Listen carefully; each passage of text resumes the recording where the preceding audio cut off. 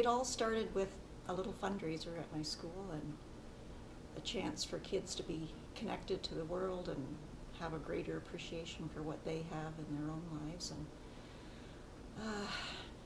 a chance trip to go to Africa that wasn't supposed to happen but did. And I did a little fundraiser at my school. We raised some money and we decided to buy some school supplies. And I, of course, being so hyped about basketball, had to take a basketball as well. And I got uniforms from Kingston Impact and used some connections that I have. And lo and behold, there I was, delivering a basketball to a school in Kenya. And the kids were just so excited. And I was supposed to stay with the group, but of course I snuck away and went down to the classroom and showed them the basketball. And I realized they didn't have any net or hoop, but they were so excited and I was so excited. And so I said, well, not to worry, because shooting is the least important part of the game.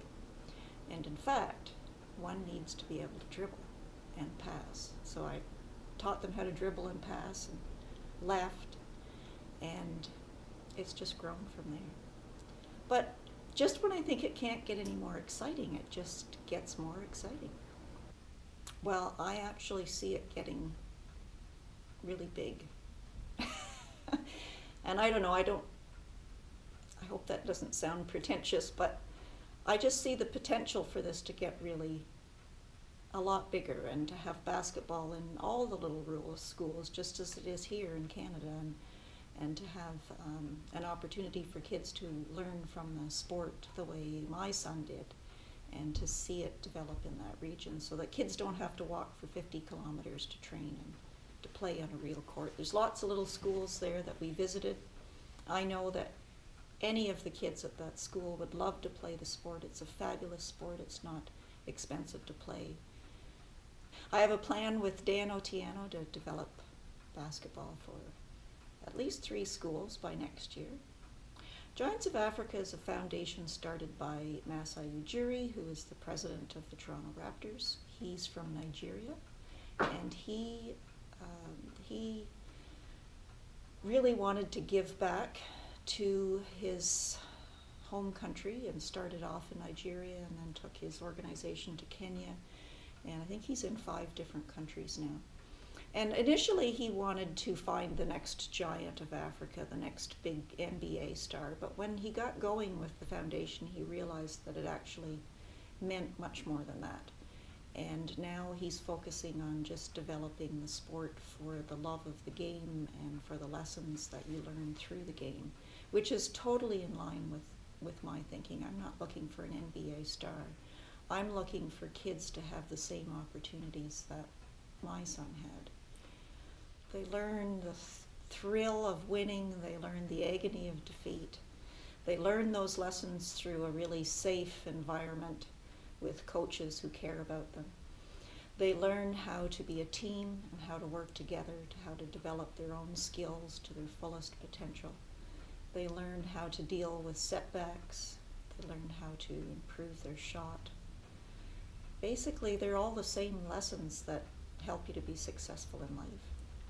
I think that if enough people can get interested, that it will just sort of develop its own momentum, and we can do great things. When I had the opportunity to travel in Kenya, we went to a number of different rural schools, and most of these schools were very small and located long distances from major centers. The students there did not have a lot of exposure to media and to the kinds of things that kids here take for granted. And oftentimes it was very difficult and challenging to get into these areas. In several occasions we actually had to physically leave our bus and walk down a long winding road, and that was the case for this particular school, St. Catherine's School. And so we had to walk down this road. It was too steep to drive the bus down. And when we got to the bottom, the entire school population was out there to greet us with song and dance. which is such a beautiful experience.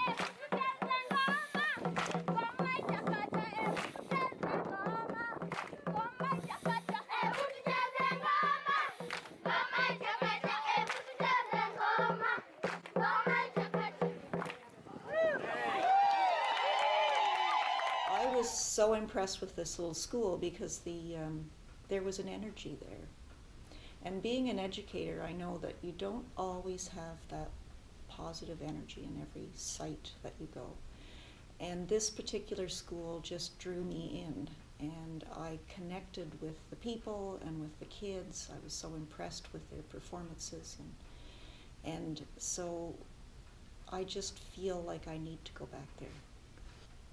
One of the most amazing things was the fact that when I arrived with my basketball uniforms and my basketballs, thinking that they would be very much welcomed, which they were, but it immediately became clear to me that some of the people had no idea what basketball was.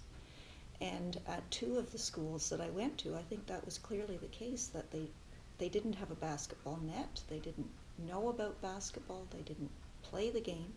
The closest thing that they came to basketball that was developed there that was related to basketball was called netball, which I've researched since I've come home, and it's quite different. But, you know, they haven't played it, they haven't watched college ball, they haven't watched the NBA. And so here I deliver this ball, and this fellow who's excited about it figured out how to play it and how to coach it and how to do it, and he just needed some help to get started.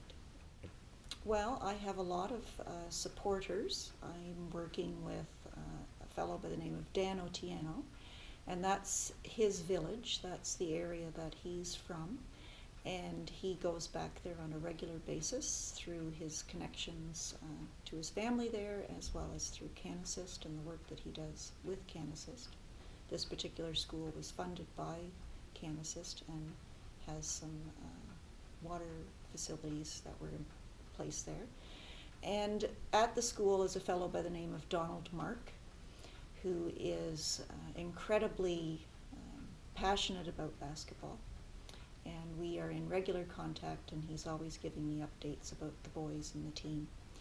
Because this is just exhilarating.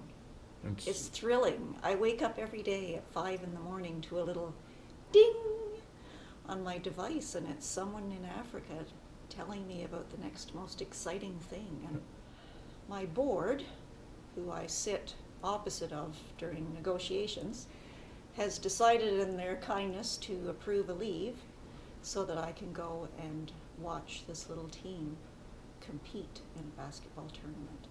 And they're competing for the first time in their school's history, and in fact they are the only grade 5-6 basketball team in the whole Sayaya district.